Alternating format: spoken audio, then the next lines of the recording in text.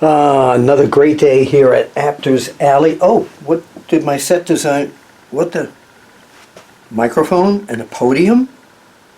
No, I'm not. Okay.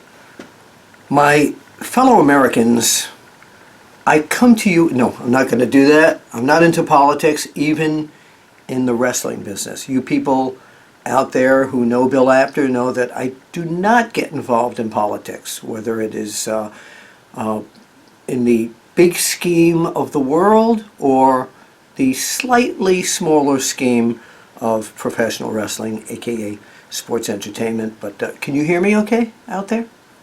Okay, well, we'll just move this over here, and I can see podiums are cool because you can lean on them. But yes, this is Bill Apter, and welcome to the third episode here of This Is No Joku. You're watching me on Roku, and thank you for all the incredible, just incredible. What's that? Hold on, the director is pointing to something here. Oh, okay, so before we go on with the introduction, he said that he had a film clip ready for later in the show, but now that I said just incredible, I might as well just go into this. It's been well documented for many years in the public sector that Peter Polacco, aka Just Incredible, has had his Just Incredible issues with substance abuse, health-related problems, etc. And I saw him just a few weeks ago before we taped this at Mark Out at the Meadowlands, and he looked great. He looked just incredible. So the Apter's Alley cam was on hand for just a quick hello to him. So before we complete the introductions here and what's going on the show tonight, let's look at a just incredible moment. Hello everybody, real quick, how are you doing? Because you know what went on with you is very public. Yeah, things are going really good. I'm doing real well. You look great. Yeah, I feel great, and trying to stay active, just trying to keep positive vibes and keep doing the right thing. All right, so you're going to get back in the ring. What's the one match you need to have? Wow, the one match I really would like to have is with Kenny Omega. Oh, that would be I know that's shooting high up because he's the top guy in the industry, but I still got a couple of good ones left. I'm getting back in shape, so we know it might never happen, but that would be my dream scenario. But then again, it might. You never know. All right. You never know. Thank you, brother. Just incredible, Peter Polacco. We really wish you Kenny Omega, huh? That would be your dream match? So hopefully somebody from All Elite Wrestling, AEW, is watching this and saying, hey, maybe we can give this guy an opening and a break and see what he can do. Let's see if he's back to his old form again. He certainly looked like it. And a match against Kenny Omega? What the heck, it's his dream, right? And to me, I always believed, I sound like a politician again, in living any kind of dream that you want to go after. So that's my word from the podium. Actually, it's also a pulpit, so not just politicians, but religious people, pastors, priests, rabbis, they all use podiums. So it's really, like I said, cool, because you can... Anyway, what I want to talk to you about right now is the VHS time. See this? For you millennials watching this, you might not know that this is a video cassette. Before digital came along, before SD cards were in vogue, I shot everything that I did video-wise with an old camcorder. Now, if you can wait 1 second, I'm going to run into the other room at Apter's Alley, and I want to show you the old camcorder that I used to lug around. I used to lug this thing around. This is, they make camcorders a lot smaller now, but I used to lug this thing around, and this hurts. And I used to shoot on a format called Super VHS, which was, I guess, the smile, which I guess was the digital of that day, back in the VHS days. And one afternoon, the Iron Sheik told me he'd come to the office where I was working at the magazine on Long Island, Pro Wrestling Illustrated, and he invited me to come down to the gym where he was working out. So I didn't shoot a lot of his workout, but I did sit down with him and I did an interview with him, and he's always been quite a character. So this VHS tape is from 1987. It was from some gym on Long Island. So I want to go back into the VHS archives right now and watch this interview that I think you'll have fun watching with the Iron Sheik. Puh, Hulk Hogan are going to beat you. Let's take a look. And the reason the double crossed me, they take the belt from me, because they know nobody locked Ayatollah, nobody locked Iran, which is I don't get involved with the politician. I'm not involved with the Ayatollah situation. I come to this country for one reason, to just show my wrestling ability to the America. That's because New York is my favorite city.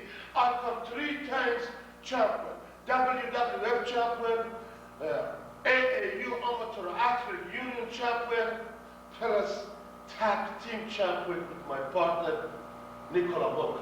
Okay, now I have to hand it to you, I have to give you one thing, where many wrestlers I talk to say if you want a real lesson in learning how to wrestle, wrestle the Iron Sheik, who's a fine amateur wrestler. However... Not fun, the best. The best. Well, I just tell you, Hulk Hogan background is that he was a guitar player, but Olympic Hulk Hogan man. Why? Intelligent American people in the New York City and the United States, they know what I'm talking about. The guy come from Bar. Look like he's a Hollywood blonde. Look like he work in some kind of bar in the San Francisco, like gay bar. Mr. Hulk Hogan, nobody believe it. You can beat the Iron Sheik. And I'm a rare champ. Sheik, why did you finally leave the WWF? Well, you know about American how they are, you know about Mr. Vince McMahon, WWF promoter, how he is, and then probably again they double cross me, again they don't like Iran, again they don't like Ayatollah, I don't like the Iran people, I don't like the Iranian hostage situation, but I'm not involved with politicians. My strength is got 23-inch neck. I don't have to do nothing with politicians. That's because probably Mr. Vince McMahon double cross me again, and then make a lot of bad name for me, and then I'm in the probation now. We need to talk about this in a serious vein, okay? Only because it was covered in all the newspapers. It flared up. The Iranian-American war flared up again in Georgia between you and Sergeant Slaughter. You did not wrestle or seen Sergeant Slaughter in several years. Exactly. All of a sudden, the two of you in the ring again in Georgia. Have your feelings changed toward this man at all? Do you still despise him like you did when he was in the WWF? Well, absolutely right. To me, Sergeant Slaughter, one of the greatest appointments I had a wrestler, and he is all-American Marine and whatever Army, Navy was. And I look forward to again wrestling with him, and he was one of the top appointments I had in Bob Butler.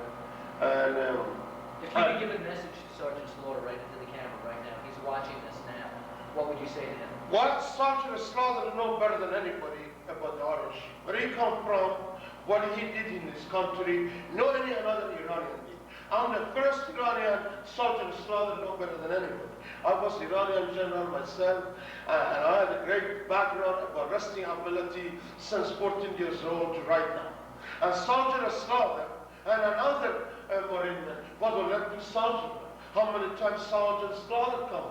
WWF champion, AAU champion, Pan-American champion, world champion, European champion, Iranian champion. Just Sergeant Slaughter. But Sergeant Slaughter is compared to Laura Jabroni in this country. He's a great wrestler. What? Compared to Laura Jabroni. A jabroni? Yeah, in this country, there is a Sergeant Slaughter or Hulk Hogan. They get reputation. They beat the bunch of jabroni. That was carpenter. Yeah, I know what it means. Yes, exactly. No. Jabroni means a carpenter? Carpenter, jabroni. Nobody Jabroni from America. a dummy. Dummy, exactly. See, but after you So now you're saying all carpenters are dummies too? Exactly. So for this season, they get reputation. But our Sheik have an international reputation from Tehran, Iran, to the Madison Square Garden, the famous, the more prestige in the world, charged with 3 times champion. WWF champion, Wait a minute. All having Wait a the minute. wrestling You told us champion. this, but let me just cut in one more time here. I think that the fans mainly went to Madison Square Garden to see Sergeant Slaughter beat you up, not to see you wrestle.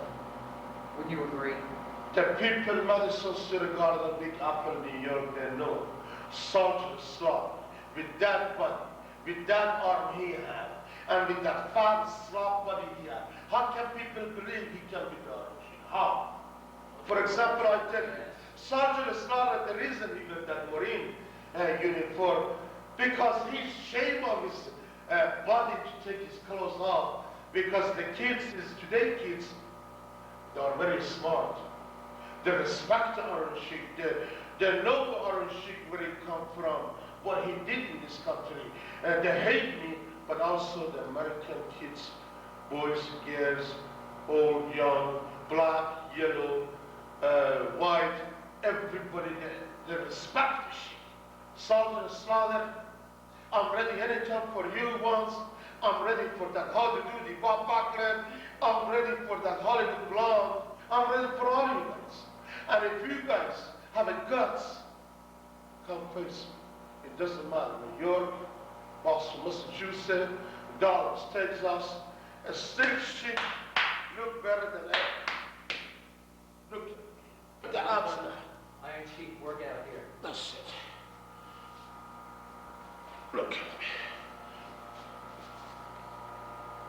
Okay, John, would you care to, Not bad, Mr. Sheik. No. So yeah, that was out of this, and I do have a lot of other VHS tapes. I also have high 8 digital and mini DV. So on these shows, I will try on every show to go into that library and extract. It sounds like a dental word, doesn't it? And extract some footage that I think you would like. So speaking about VHS tapes, Pro Wrestling's very first videotape, commercial videotape, before WWE or WWF back then was doing commercial videos, Vestron Video put out a video that was produced by a politician actually out of New Jersey. He wasn't back then, named John Berzicelli. Yeah, Google. And he made a deal with Pro Wrestling Illustrated magazine when I worked for them to get a whole compilation of different territories, almost like a Pro Wrestling This Week, on one videotape, a compilation that did really, really, really well. And I was thrilled, honored, and out of my mind to be picked as the co-host to the legendary Gordon Soley, indeed. Not a bad imitation, right? Well, a fight has broken out here and a proboscis has been broken. We will be right back. So we were talking about VHS, this thing. So check this out. This was the original VHS of, trying to stay out of the shadows here, the original VHS tape of Lords of the Ring, Superstars and Super Bouts, that I hosted with Gordon Soley. And again, it was a VHS tape. It has not been put on DVD, and people constantly asking me, why haven't they put this on DVD? And I have two answers. The first one is, I don't know. The second answer is there are so many territories represented in this compilation, they would probably have to get permission from those territories that don't exist anymore. And most of this footage, I would think, is owned by WWE. But again, as I mentioned, being next to Gordon Soley at the Pro Wrestling Illustrated desk, we taped it in Paulsboro, New Jersey, at this studio owned by John Berzicelli. Jeff Otto was the the other producer, and Craig Peters was the other one. Craig Peters, who used to work with me back on the team at PWI and The Wrestler and Inside Wrestling and Sports Review Wrestling and, well, yes, Sports Review, the apartment wrestling girls. We'll talk about that on another one. So that's a little memorabilia. And I'm bringing up this other piece of memorabilia right now because I'm going to try and do this every week, and this is very apropos to what's going on with this videotape. I photographed hundreds and hundreds and thousands of wrestlers and boxers in the portable studio that I used to bring around all over the United States and even once in Japan. And at one time, one wrestler flipped me the bird, the finger. Yeah, he did. And then it happened a second time, just out of joking. So I started keeping a copy of the finger photos, and I made a photo album out of it. And if you see my one-man show at any point in the future, I do show a video compilation in my one-man show of the fingers.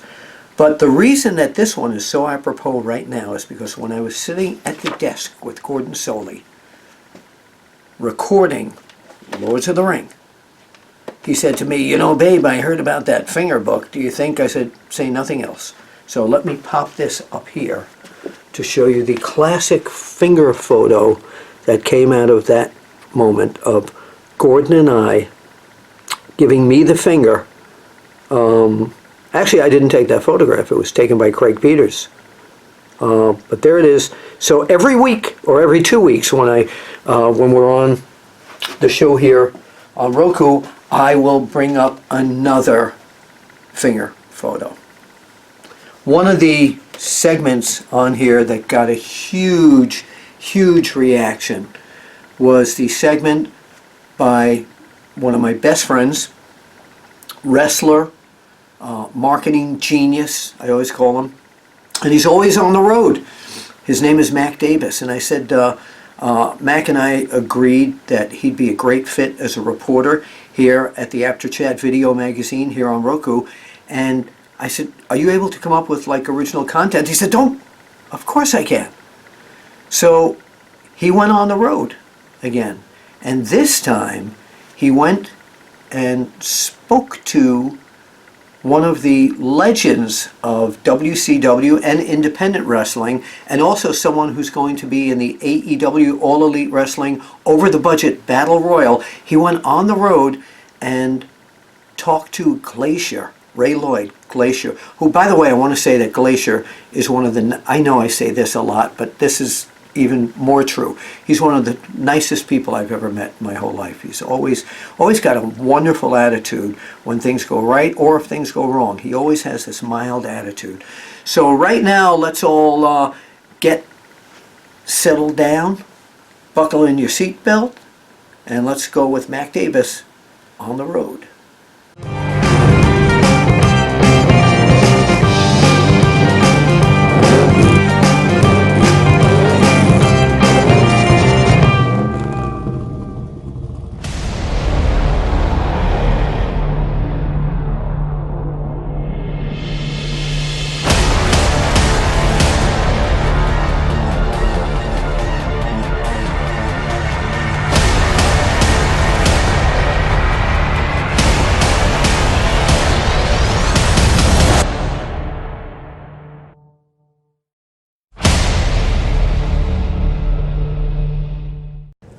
Thanks, Bill. And we are here with Ray Lloyd, Glacier from WCW. Ray, normally I wouldn't go over the history of somebody because I think everybody already knows who Glacier is and where you've come from. But your history is actually a little bit different because you had a very strong history with Dusty Rhodes that many people don't know about. Yeah, absolutely. I was fortunate enough during that great era of the Monday Night Ratings Wars to be a part of WCW, and one of the things I'm most proud of in my career is being a part of arguably one of the greatest rosters of all time during that 96 to 01 era. But in 2000, Dusty Rhodes, who was like so many kids of the 70s was my childhood hero, him and Evel Knievel, you know, and I always say I had great parents and they were my first heroes, but when I was coming up, like to me, Dusty and Evel Knievel were they were kind of like Batman. They were superheroes and not necessarily superpowers. They couldn't fly or jump over buildings, but they just had more than what the most average guy would have, you know. So to me, they were, you know, larger than life, and even in WCW, when I knew Dusty there, I was kind of in awe of him. So I never really got to get close to him like I wanted to, because he was a pretty, you know, he's an iconic figure. He's pretty intimidating, you know. And but once he started in 2000, when he left WCW, his goal was to actually start and really build his own professional wrestling company. And he started an entertainment company called Turnbuckle Entertainment. Yeah. From that came the brainchild Turnbuckle Championship Wrestling. And that was kind of what was really the main part of his brand. And he called me up one day, and I got a call. I'll never forget. I was pulling into my driveway, and I had one of the old, you know, the cheap cell phones we had way back when they were first coming out, and looked like a brick. You know, say a brick. Yeah, and I remember him saying, you know, Raymond, he said, yeah, this American Dream, Dusty Rhodes, you know, and I was like, oh, yes, sir, yes, sir. And he said, start my own wrestling company, and I want to talk to you about being a part of it. And I just thought that was cool enough right there. But then once I went and sat down with him and talked with him, and what ended up coming out of that is him inviting me to come on board as his, literally, you know, his right-hand man. And he ended up getting a great building, training facility, which he affectionately called Turnbuckle Towers. And that building is still in Marietta, Georgia. Every time I ride by it, it has so many great memories. But he had his offices there. He kind of patterned his offices after what Eddie Graham had in Tampa. We had the training center there, and it was just a great place to go and just soak in some of the energy that was Dusty Rhodes. Did you know Dusty before that phone call, or was that just out of the blue? It was just the stuff in WCW. We'd worked some together in passing, like when I stepped out of being Glacier for a while and became Coach Buzz Stern. Yep. He oversaw all the videos we did for all that. So once again, I got to work with him, but I was kind of intimidated, so I didn't get to really know him on a personal level. And but what got me into professional wrestling at the level of WCW is the same thing that got me into the position with Dusty, which is one of my greatest friends in and out of wrestling, Diamond Dallas Page. And Diamond, my all-time favorite quote in philosophy in life is, it's not what you know, it's not who you know, it's who's willing to say they know you, who's willing to put their name and reputation on the line for you. I had proven that to Dallas, and so in you know, early '96, you know, he had seen enough of that to where he felt comfortable getting a meeting with Eric Bischoff for me. Yep. So that's kind of how the whole Glacier thing got started. Someone went to bat for me. So when it came time to for Dusty to start his company, you know, Dusty, most people know, if you follow wrestling, how close Dusty and Dallas Page were. And Dallas, you know, from what I've always heard, he went to Dallas and said, who would you recommend I talk to help bring him on as like my right-hand guy, my most trusted lieutenant and my confidant, which is what Dusty used to always say. And that's what I found out was that Dallas recommended me again. And so, you know, and so based on that, you know, Dallas has played a big role in my life in a lot of ways, but two of the most monumental journeys of my life started because someone cared enough about me to put their name and reputation on the line. And you had the right mentors at the right time. Oh yeah, yeah, and trust me, I always say this about Diamond Dallas Page because I love him like a brother. He's a great friend. He can be a very demanding friend, but that's right. But you know, and he's proud of that too. But you know, I think everyone really kind of associates hard work and great work ethic with Diamond Dallas Page, and for all the obvious reasons. And so to know that he saw enough of that in me to go to bat for me twice has always just been something that I thank him. I wear him out thanking him so much. I think he's always at the point. I get it. Okay. You mentioned Batman earlier, and it made me think of something. Is Glacier to you like Batman was to Adam West? And for those of you who are not sure who Adam West is, Adam West played Batman on TV many years ago. Yeah. But he got typecasted almost by that character, and Glacier came on so strong because there was 5-6 months maybe of just pure promotion before you even came out. Yeah. So at that point, you came out and there was a big expectation, and then things were changing in the wrestling business as far as how we would perceive and see the work in the ring itself. Right. Do you feel like maybe Glacier was one of those kind of things that kind of followed you around wherever you tried to go? You know what? The funny thing is, I was a huge fan of the original Batman TV series in '66. So as I got older and the internet came along, and I was able to learn more about Adam West as Batman, and realized that, I put myself in kind of the same lane as, Adam West could have, after that ran its course, he could have kind of rejected that or whatever. But from what I understand, he really, for the rest of his life, really embraced that people knew him as Batman. And I did the same thing. And I always credit one of my really good friends, Rob Pralgo, who's an amazingly successful actor. He's done a lot of stuff. Most people, if you ever watch Vampire Diaries, he was Mayor Lockwood on the Vampire Diaries series. But he's a great friend of mine, great wrestling fan. And when I was trying to figure out just who the heck Glacier was and who was I going to present to the world of wrestling, he told me something that has always stuck with me. He said, you don't worry about trying to become Glacier. Let Glacier become a part of you. And his example of that was he said, all right, when I say John McClane, who do you think of? And I go, well, Die Hard and Bruce Willis. That's what made Bruce Willis famous for the older people that might be watching here. But he said, okay, he goes, and at that time, someone else who was equally as hot as Bruce Willis probably was Eddie Murphy. And he said, imagine Eddie Murphy as John McClane. He goes, would it be a totally different John McClane? Yes. Would it still be probably a very entertaining John McClane? Yes. But not because either one of them tried to become John McClane. They made John McClane become them. And so that's what I latched onto. That's when it first started to become clear to me, who Glacier was. And in the wrestling world, we see all the time, people that have a gimmick or whatever you want to call it. Some of them begrudgingly, carry that. I was always proud of, once I figured out who I knew Glacier was, I was always immensely proud of it.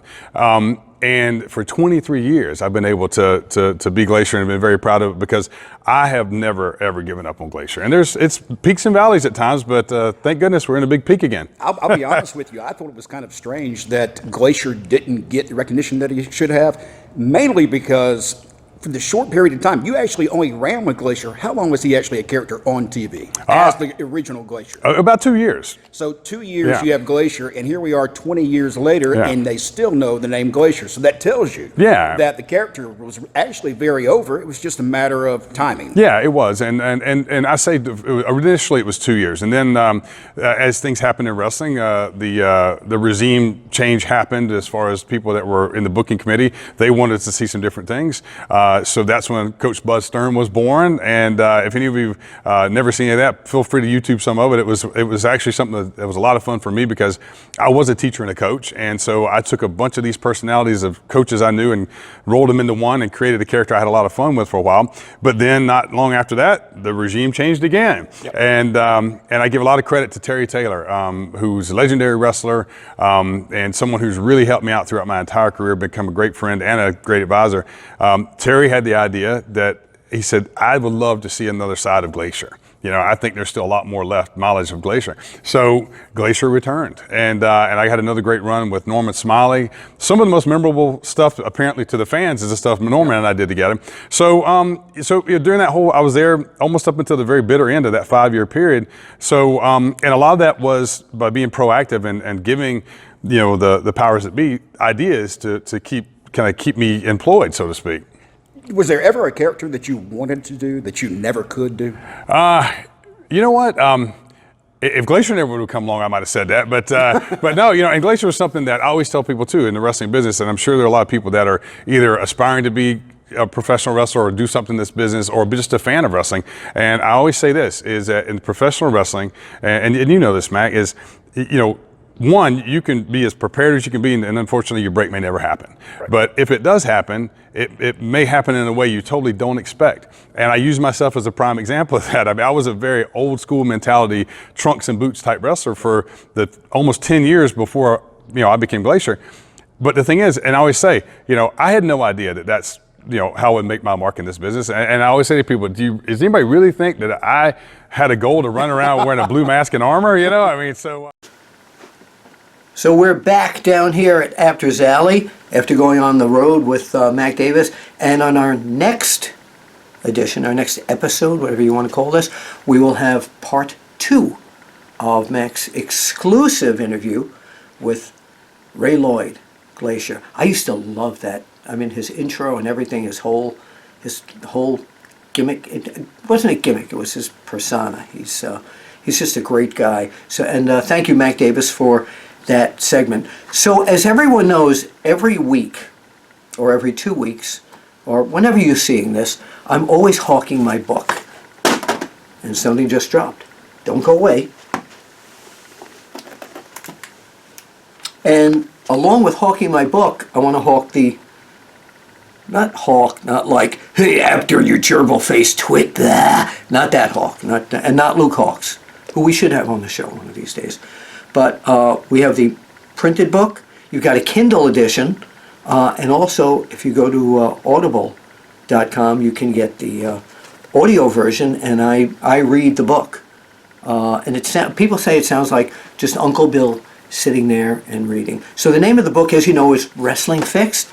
I didn't know it was broken. So while we're talking with books, or we're talking about books and with books, is there was a book done many, many, many years ago, ages ago, on the life and times of the legendary, the living legend, Bruno Sammartino.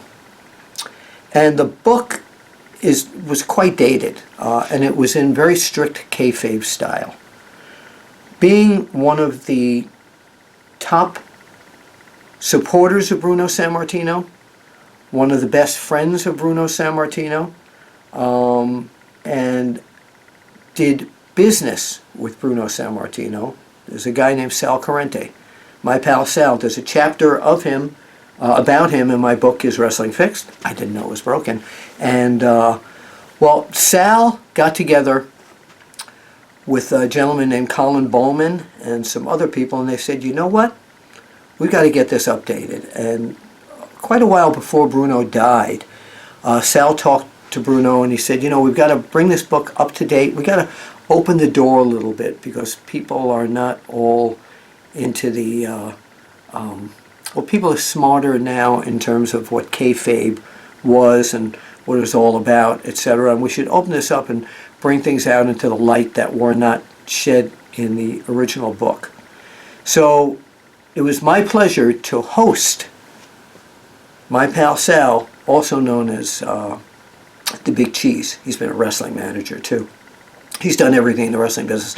It was my pleasure to host him down here just recently to talk about the new Bruno book. Let's go right now to the Big Cheese, if you please. Yeah, I want to talk about this guy over here. This, excuse me, sir. You, my pal Sal? Yes. And there's a whole chapter about you, and my book is Wrestling Fixed. I didn't know it was broken. Oh, he knows it. Hello, everyone. Bill Apter down here at Apter's Alley with my pal Sal, and this has been 2,000 years in the making. I've been trying to get you to come down here. It's been a long time. Yeah, It's it been a really long time. has. And you have some, I invited you down here because I wanted you to personally tell the Apter chatters about this great thing that's happening, because you and I first met at Madison Square Garden. Yes, sir. I think Bruno Sammartino was going to wrestle Larry Zabisco that night, if I Was remember that it? correctly. Yeah. And you were walking into the building down where Dan Bruno used to have the back door where all the wrestlers Yes, used to go yes. up, and I caught you because, to be honest with you, I had ordered your magazine and it wasn't coming yet. So I stopped you, and you Right. told me to call London Publishing. Right. That was the first time. I wasn't guilty. It wasn't me. It wasn't me. So anytime people see the marquee of Madison Square Garden, and you say a wrestler, who was the classic wrestler that was there, this guy rises to the top. Absolutely. So tell us this news that's going on that with your involvement with this great Bruno project. Well, Bruno's autobiography came out in 1990. It was only released locally in Pittsburgh. Right. And much of the fan feedback over the years has been that they didn't like that the cloak of secrecy was being used in the book, and people saying they wish that Bruno had broke kayfabe, and Bruno wasn't willing to do that for a No. very long time. Eventually, as we started talking, I said, "Well, wait a minute, Bruno. You said this," and he said, "Look, Sal, what do you want me to do?" He said, "It's over." He said, "No, nobody's, And I said, "Well, then why don't we update the book?" He said, "If you want to, okay, let's update the book." He definitely didn't want to write a new book. We can update this one. That's totally fine. And we worked on it for a long time because Right. none of us really imagined that Bruno wouldn't be around anymore. Yeah. you know, on the way over here, I was talking to Davey O'Hannon, and it was just about this time a year ago, April 18th, 2018 is when Bruno passed. It was just about this time that him and myself and J.J. Dillon were driving down to the services, and, you know, we're just still like, we just never thought this day would come. I still, today, it's still like Bruno is still there. I feel like I could pick up the phone and talk to him. Right, it's a very tough thing for us, to be honest with you, because we just really, truthfully, never went in that place. Bruno was probably the only guy who didn't think he was invincible. You know, the rest of us. Yeah, I believe that. I see. I never knew that about him because to me, Bruno was going to be one of these guys that was always around. Right, and I think the more I think back to conversations, and there were so many, I realize now that, you know, Bruno didn't think he was going to. And, you know, look, for anybody who doesn't understand, Bruno had rheumatic fever as a child. That's been documented many places. Certainly all that's in the book. The doctors told his sons that if you have rheumatic fever, you are going to die from rheumatic, unless some accident or something gets you first. And generally 65 is as high as you're going to go. Yeah. Because Bruno was in the condition he was in, he made it into his 80s. Right. But he should have been gone longer. Rheumatic fever just gets you. And even though he had the valves replaced in his heart, it was just too long before they caught that. So Bruno had to put his trust in you. I remember back when we were doing Wrestle. This is the guy that created Wrestle Reunion, and thank you for having me and DDP host those. That was a one of the highlights of my career was hosting that. It was just wonderful, and for the fans, it was just great. And I remember, you know, helping rehook you up with Bruno after all those years. And Bruno was not the easiest person to get trust. I mean, he really had to know you really well. That's right. To trust you. And he trusted you. He trusted you. He did. He had to have. And people ask me why, and honestly, I don't know. Yeah. You know, Davey O'Hannon has his opinions. JJ, everybody's kind of the same thing. He was just a great judge of character and honesty, and certainly I'm flawed like everybody else, but I guess he felt like he was always going to get a clean count from me. And, you know, for those who don't know, just because you brought up Wrestle Reunion, I mean, the whole thing at that time was, here I am, and I'd done things in the business, and plenty of people knew me, but a lot of people didn't. And the Wrestle Reunion concept was so big. Today, it's been kind of duplicated, replicated. Michael Bakikio from High Spots was my partner at the end, and then he took on the WrestleCon. But at the time, I knew you, and you believed in me, and Rob Russin knew Diamond Dallas Page, and you guys were willing to stand up and say, this thing is going to be okay. Yes. To the people who didn't believe it. And that's how Wrestle Reunion got off the ground. Even a week before the event, we were still getting calls saying, is this going to be an empty parking lot when we get down there? And when they didn't mean fans, they meant us. Yes. Like, is anybody going to show yes. up? So it's very important, and I want to acknowledge publicly that you and Paige stood up. And let's face it, all you really had was your faith. Paige and Rob Russin, who got him started in the business with Vern Gagne, and then you with me. I mean, something could have went wrong, and then you guys, it was your word. So I very much appreciate it from both of you. We've been friends forever. Let's go back to the book now. So the original book, as you mentioned, it didn't break kayfabe, etc. Who else was involved in doing this book with you?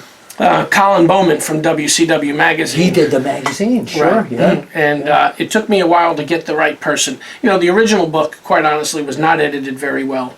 It really, Russell's names are spelled wrong. So, and the whole thing, because, you know, we've been selling almost an identical book from the original for about 11 years on Amazon, but it was just there. And the reason it was there is because when we would do personal appearances, Bruno would be very, very upset because fans would come to him and say, you know, Bruno, I had to pay $90 to get this book. I had to pay $75. I had to pay $100 because people that had bought the original, but there were only 10,000 sold, and that was generally in the Pittsburgh market via bookstores. In those days, there was no internet selling of books and things like that. So Bruno couldn't stand it. Well, the more he talked to me about it, eventually I just couldn't take it anymore. I said, why don't we see if there's something we can do? I'll go buy a copy or two of the book, which I did, $75, $90. Right. Found a company who would scan it into a Word document. I got a couple of guys, Brian Trammell and Brian Thompson from the central part of the country, Wrestling Riot Online, and it used to be a thing. And they cleaned it up to some extent. And I added a couple of pages, and that's about it.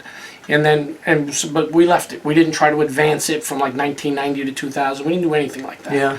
And so it was there. But the problem that it was meant to solve went away. There was no more complaints because you could go there, you could buy the book for $24.95, and Right. Bruno would sign it. Michael from High Spots did a couple of private signings with us, a couple of hundred. So he had a few hundred books that he sold autographed to people and stuff like that. So that was that. But then this other, when he was willing to put the real stories in there and add other things, that's when we did this and we brought it forward Great. through the time. Great. So as a fan, what was your Bruno moment? What was that match? What was that moment? Well, Like for me, it was the Zbyszko series. sure. The first time I saw Bruno really outside of being a color commentator, because I was a little late started to the wrestling business. Kids in my neighborhood knew about it, and I heard the names when they talked, but I really didn't. The first time I saw him is when he was going to arm wrestle Nikolai Volkov on TV, and Glacier hit him with the cane. Yeah. But then the Zbyszko thing, of course, was huge. And when I got to school, because I was either a junior or senior in high school at that time. Actually, I was a junior. Everybody believed it. I mean, everybody who gave me a hard time about wrestling, they said, look, we saw it, we get it, we know it was real. Yeah. I mean, everybody bought into the whole Right. thing. And then my very first live event was actually, I think, Shea Stadium. Well, you know what, that must not be right, because I met you at the Garden and Zbyszko came walking in, and he was a heel by then. So, but I did get to the Shea Stadium event live. Right. Mike Thanasoulis, if you remember him, do. referee, used to work in the Garden. His sons were friends of my cousin, and he actually got us the tickets. But what was that? What was that one Bruno moment that you remember?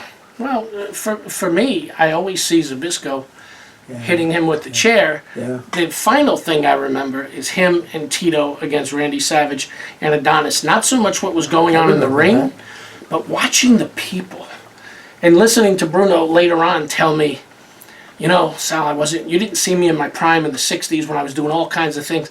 I said, Bruno, I look around the arena and I saw the people screaming for blood, and every one of them believed in you that you could kill these guys. That's what's important. But to him, he had his pride. He wanted to be the same Bruno he was in the 60s and early 70s. Yeah. But there's so many. Watching him walk out of the cage, 20 years later, still, Larry, why did you stick out your hand for Bruno to shake it? Yeah. You know what? Finally, he said, Sal, so 20 years from then, you'd be asking me why I did it. Because he would never answer. He would always just walk away. The most important part about this entire visit here is where can people find the book? Where can they get it? Well, the book, first of all, it comes in two versions. For the real true wrestling fans, the real true Bruno fans, there's a color version. Okay. Both books have over 400 pictures. The color version has 275 color pictures in it. So that's pretty cool. The people that have bought it, color printing is very expensive in the on-demand world especially. Yes. But the people that have bought it say it's well worth it. Now, the casual fan who just wants to hear the story, because that's what it is. It's not a book about a wrestler, really. Everything Bruno went through in his childhood, the Sure. Nazis, all of this stuff. And then the human being that he was. We put a lot of wrestler tributes in at the end. Stan Hansen, Mick Foley, Larry Zbyszko, Bill Apter, J.J. I know Dillon, that guy. who had a tremendous relationship. Davey O'Hannon, who not everybody may know, but was extremely close to Bruno. Dominic DiNucci, of course, is in there. Alpha the Wild Samoan Right. wrote something. Jimmy Hart, the Honky Tonk Man. So where can they find that? Oh, Amazon. Yes. Amazon.com, Yes. sorry. And then the black and white version. We get of excited course, down here at the alley. is there as well. And, I'm very happy to say, at the very least, the people that have bought it are extremely happy with it. We keep hearing, can't put it down, can't believe what this man's great. life turned into. So, very appreciative. So of that. there's the book. There's the main man who had this vision. Sal, thank you for coming down Apter's Alley. No problem. It's Bruno Sammartino, the autobiography of wrestling's living legend. All right, and by the way, I always end my segments with both of us pointing, and we'll see you at the matches. Yeah, it's, I still, to this day, can't believe that Bruno Sammartino has passed away. And he was one of the first people who put me over to the other wrestlers, because back then it was, and it is today too, it's a very close society. And Bruno was one of the few guys who at the beginning of my career gave me a chance, let me interview him, shoot photos of him, and put me over to the other guys. So love you in heaven there, Bruno Sammartino. So I want to thank you very much for watching once again, and tell your friends about this show, because if your friends are not watching, you got to tell them that they're really missing something. Oh, by the way, that reminds me, Bill Apter, that's me. Where am I going to be?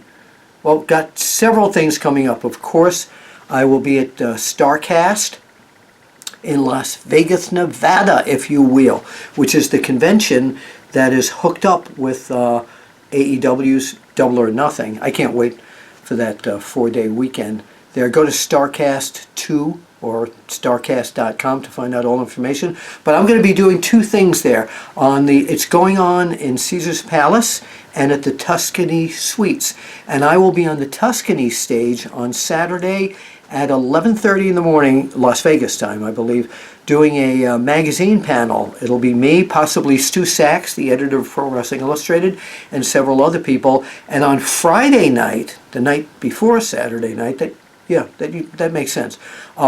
At 10:30 Las Vegas time, I will be hosting 2.5 hours of karaoke. Oh, I can't wait. Well, she's all you'd ever want. She's the kind of girl you'd flaunt and take to dinner. She's a lady. It's Las Vegas. You know, Tom Jones was big in Vegas. So you never know. But it's public karaoke. And of course, I'm going to hog the mic and do a song or two. So I'm going to be there. And then 2 weeks later, I don't have my calendar with me. It's Friday the 7th of June and Saturday the 8th of June. On the 7th of June, if that's that Saturday, that Friday rather, check your calendars. Got an itch over here. Doesn't mean I'm looking for a fight, you know. I will be inducted into the New England Pro Wrestling Hall of Fame. Promoter Joseph Braun, along with Scott Wilder Promotions, who's bringing me up there. I'm totally over the moon, like they say, with this being inducted there. And then it's so thrilling. And J.J. Dillon is going to do he's going to induct me. And I can think of no one better, because J.J. has known me since the late 70s. Yeah, been a long time. And then I will be hosting the Rocket City Pro Wrestling Fan Fest. So go to Facebook, look up Rocket City Wrestling, and that will be on August 17th. And I'm so excited about all these specific dates. June 1st, I will be at Legends of the Ring in Cranberry, New Jersey. So lots of stuff going on. Well, that's about it. I don't like to keep these episodes too long, or these shows too long, because I want you to come back and have a nice experience and not sit on the couch and go. So you can follow me at Apter 1WRESTLING on Twitter. I'm also on Facebook, and I would love your feedback. So thank you once again. Thank you, Mac Davis. Thank you, Iron Sheik. Thank you, my pal Sal, and everyone else who contributed to this show, but mainly all of you out there in Roku land, if you will. Bill Apter, and as I always say, I'll see you and you and you at the matches. So let me get this straight. Your dad is Tully Blanchard and your stepdad is Magnum TA? Crazy how that worked out. You got a lot to live up to, girl. Look, I got a serious question. Do you think wrestling's fixed? I didn't know it was broken.